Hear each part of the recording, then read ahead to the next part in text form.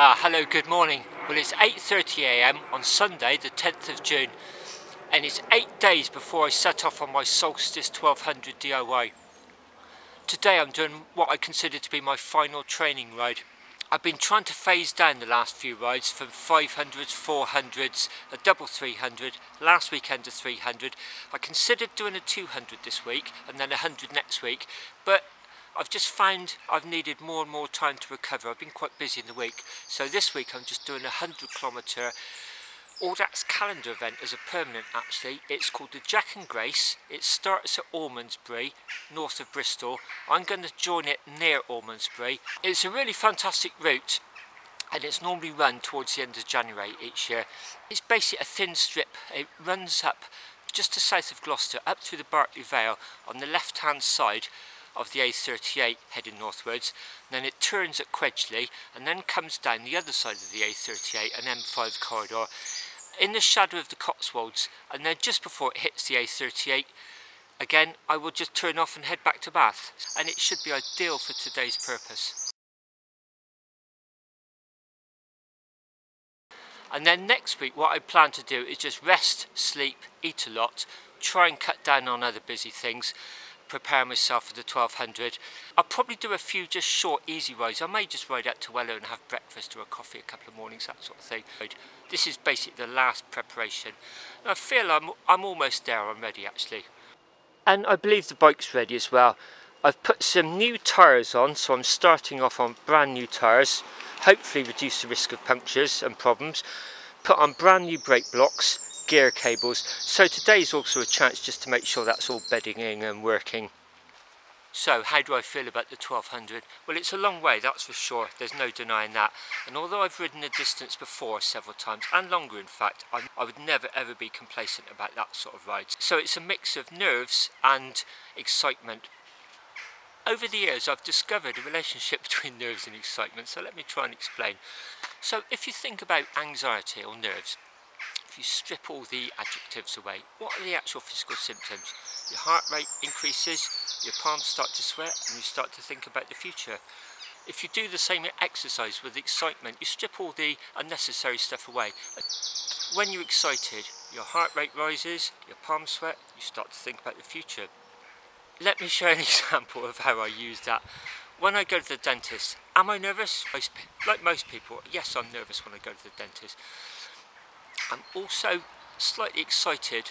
I start thinking about what's the pain going to be like, how much am I going to be able to tolerate, and then when I actually go in to have some procedures done, I'll start using comparisons. I'll think about some of maybe the early medical experiments when people had limbs amputated without anaesthetic, and when you sort of contrast that with what I'm about to have done, it's menial really. So that is definitely a technique I use quite a lot.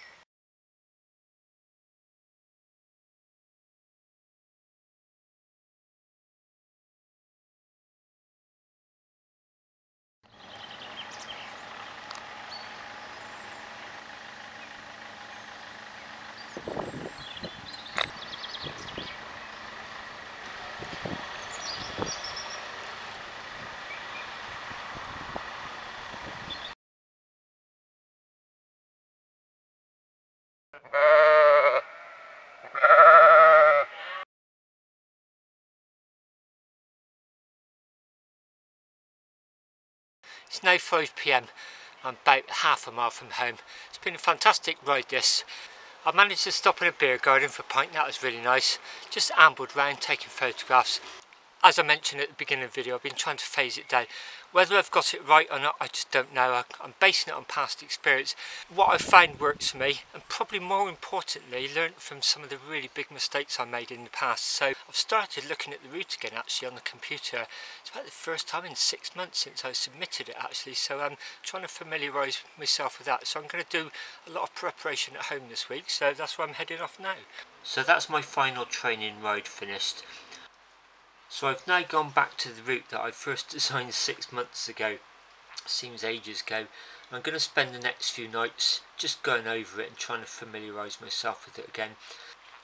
So I'll be setting off from Bath on Monday the 18th of June.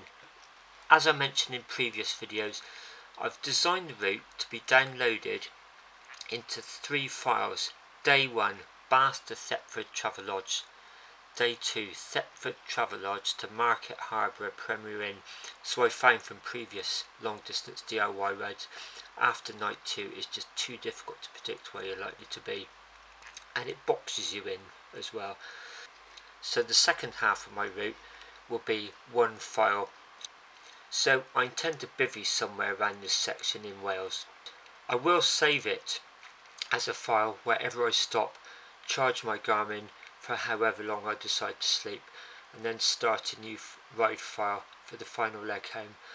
So to summarise, I'll be starting off with 3 route GPXs, day 1, day 2, and then the third one, day 3 and 4. But I will arrive home with at least 4 ride files. So the total distance I've submitted to the organiser is 1202 kilometres, so slightly over the required 1200 kilometre minimum.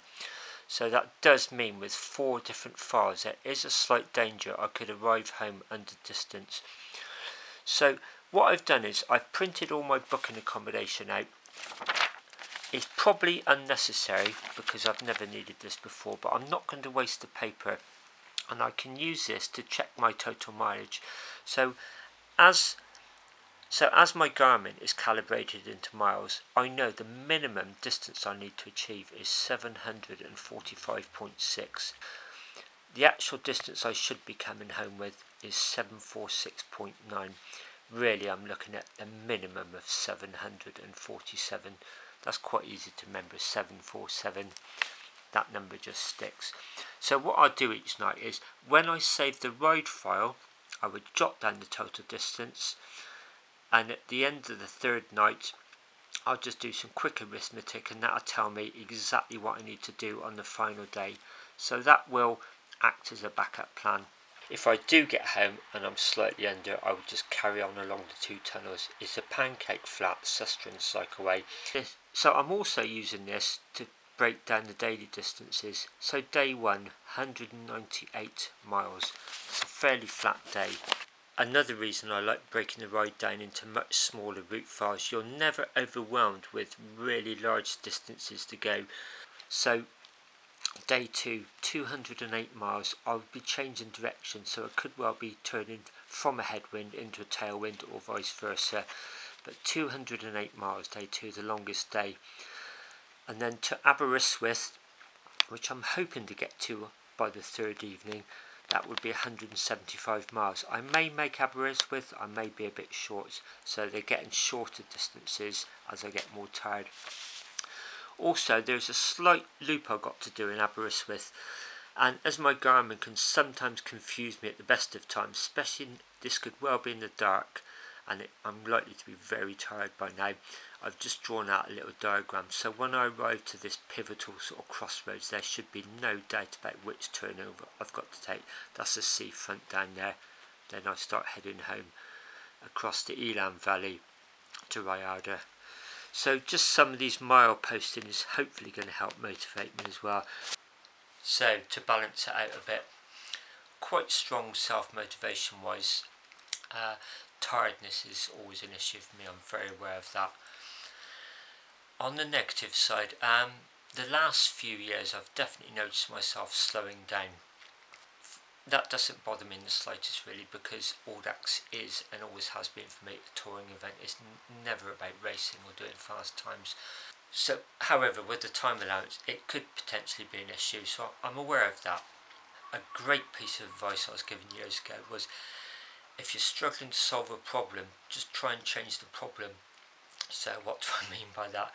Well, if I'm slower on the road, I could potentially have less time sleeping and recovering at the accommodation stops.